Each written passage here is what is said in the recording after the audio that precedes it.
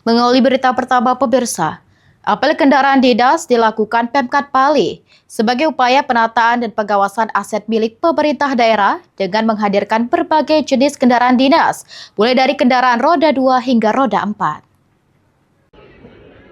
Apel kendaraan dinas dilakukan untuk mengetahui keberadaan aset pemerintah daerah secara menyeluruh.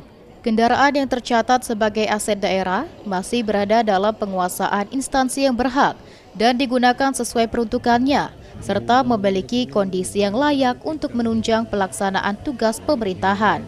Selain melakukan pengecekan fisik kendaraan, tim yang bertugas juga memeriksa kelengkapan administrasi, seperti surat tanda nomor kendaraan atau STNK, nomor polisi, nomor rangka, nomor mesin, serta kesesuaian data kendaraan dengan catatan inventaris aset daerah. Pemeriksaan menjadi langkah penting untuk memastikan tertib administrasi pengelolaan barang milik daerah. Kartika Yanti, Sekda Pali menyampaikan, pengecekan apel kendaraan dinas ini agar diketahui kondisi kendaraan masih layak atau tidak untuk dipergunakan.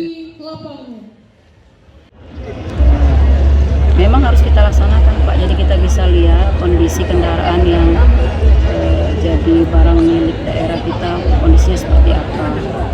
Apakah masih layak pakai atau tidak, masih adakah wujudnya atau tidak. Tadi kan dengar sendiri bahwa ada yang tidak bisa diedarkan dalam kondisi rusak parah, ada yang rusak ringan, ada yang lagi di bengkel.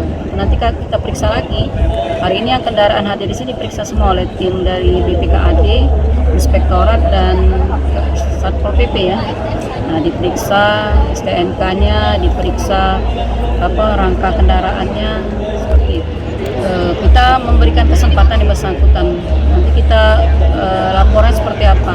Tapi mayoritas sudah hadir semua ini ya. Tadi hanya dari LH khususnya Pak Mot.